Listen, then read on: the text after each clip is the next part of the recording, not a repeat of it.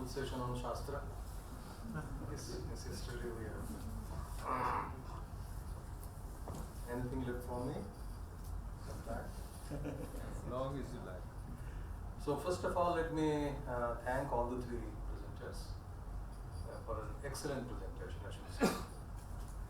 I have already expressed my happiness for the first presentation. It was exactly, you see, academic. This is an academic exercise that we are doing. It's an academic paper, so the response should be academic. Right. I mean, this is what is expected. And when you give an academic response, then there are tools to be used for the academic response. And India is so rich in that.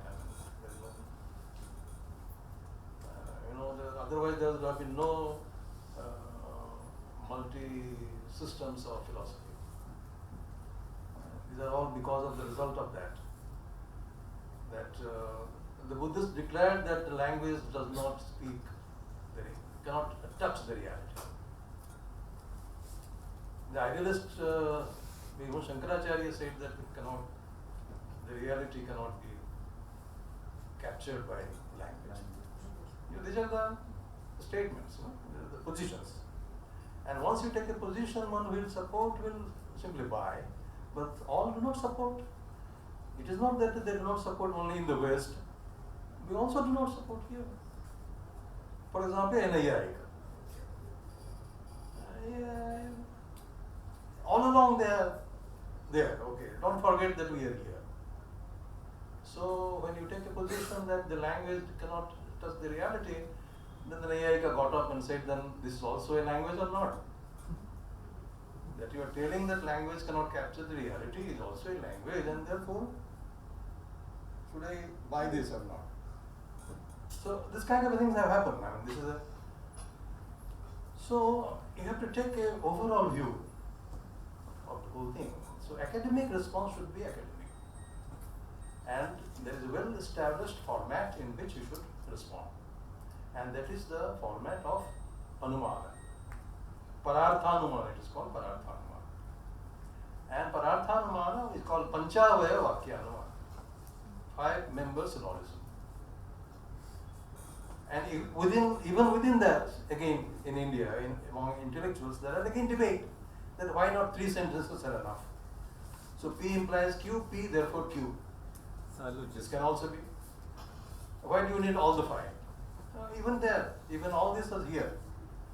Anyway, the logicians, the Nayayikas, for example, tradition accept there should be 5.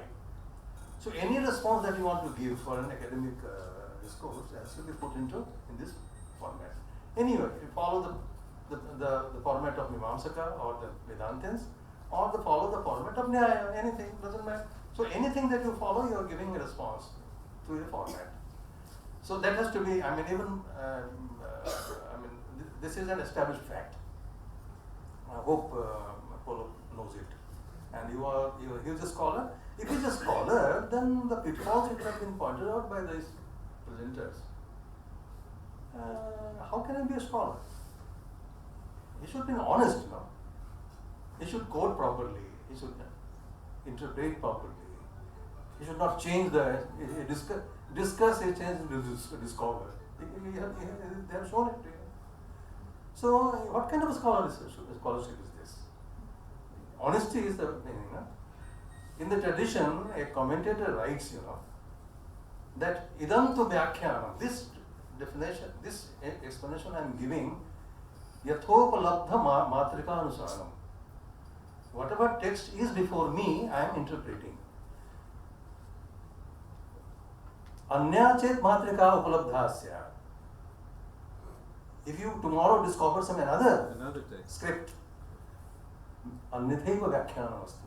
Another interpretation. We belong to this tradition. This is our tradition.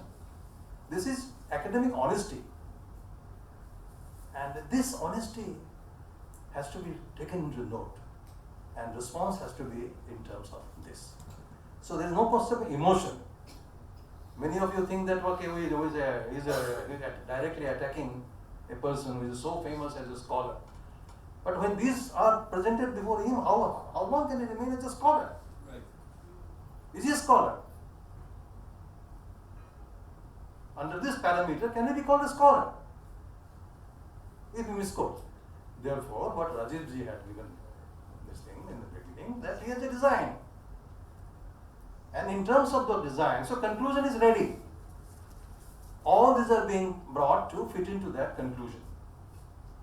That has been the picture presented. And all the presenters have supported this. That all this is happening because of the design of the interpreter. So misrepresentation, misinterpretation, misquoting, all that, everything. I am not giving from my own. All have been presented by different presentations. And in spite of that, if somebody wants to call him a scholar, let him call a scholar. Then we have to define scholarship in a different way. Direct comment? Just let me finish. Let it not be a bazaar, no?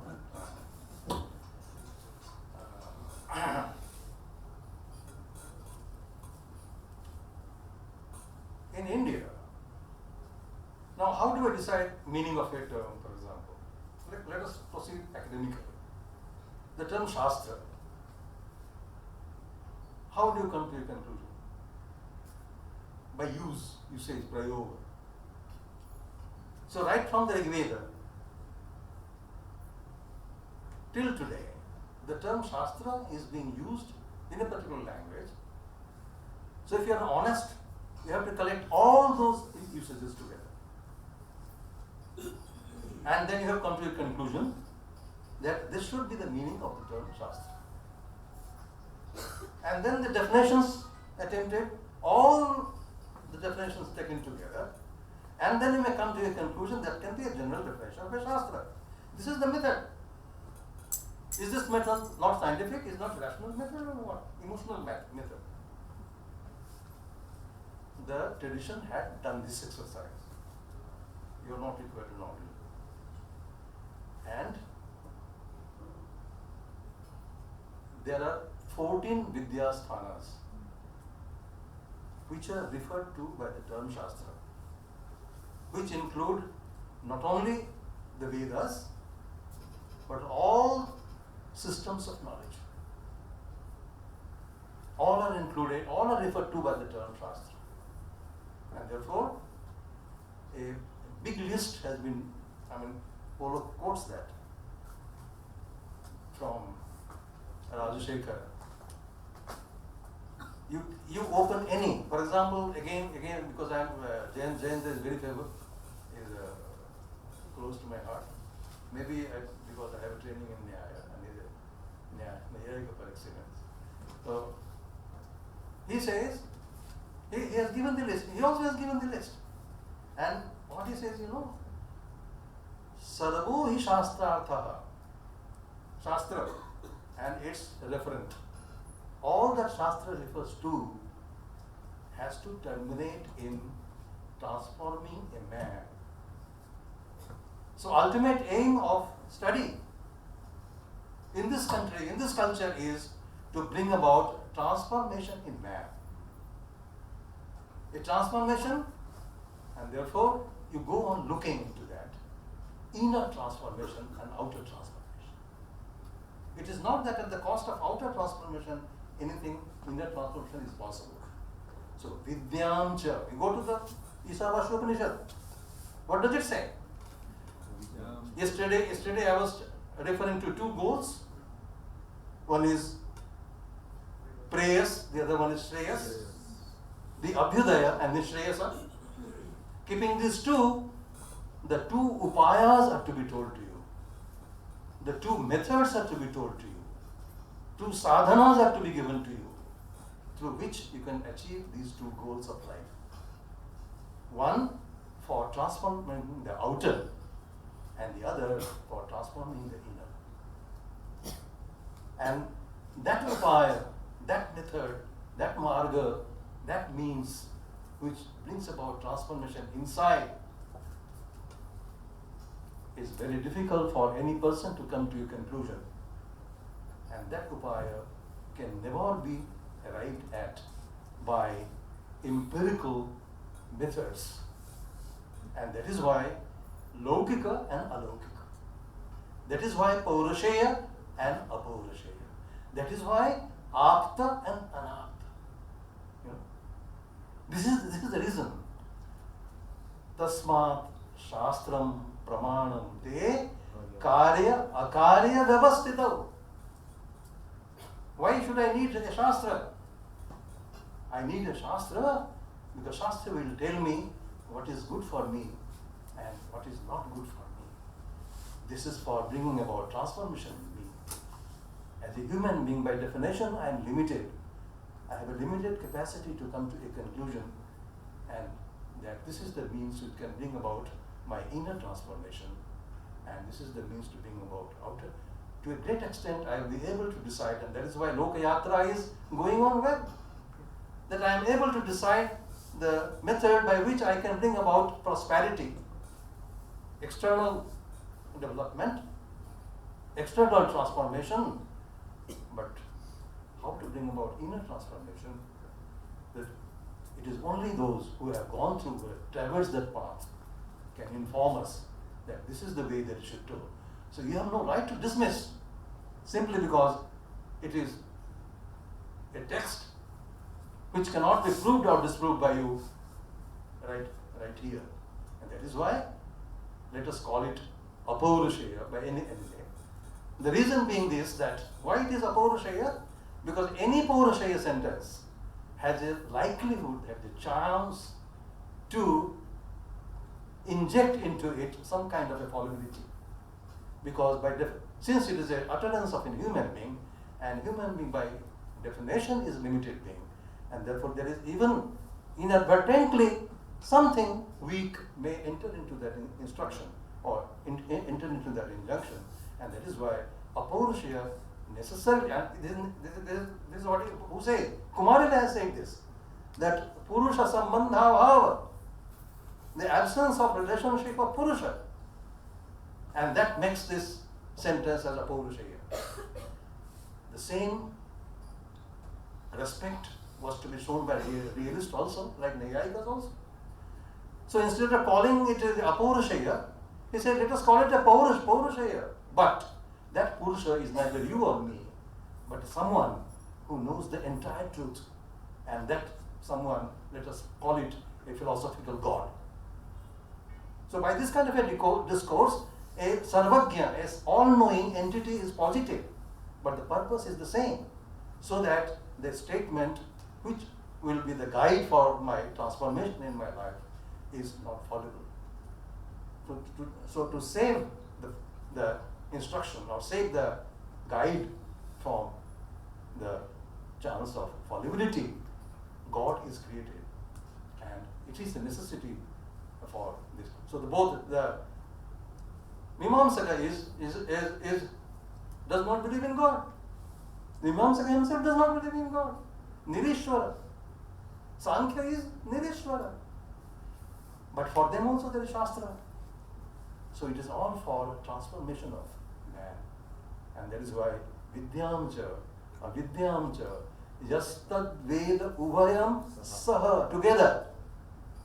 Avidyaya Mritum Tirtva, Vidyaya Mritamashmastate. So I cross over pain through the outer transformation, maybe dukkha. I cross dukkha by prosperity, by all that happens should happen around me, and the inner transformation, for that I adopt another marga. So avidya, another all avidya category, all the knowledges of the mundane world that are included, and it is therefore it is not that we are ignoring this and that only. I had also told you the limitations, logical limitations that the tradition arrived at, that we cannot point out that is the ultimate goal, that is the ultimate aim of Abhyudaya, and therefore I have to go. I cannot recommend that to be the ultimate goal of life.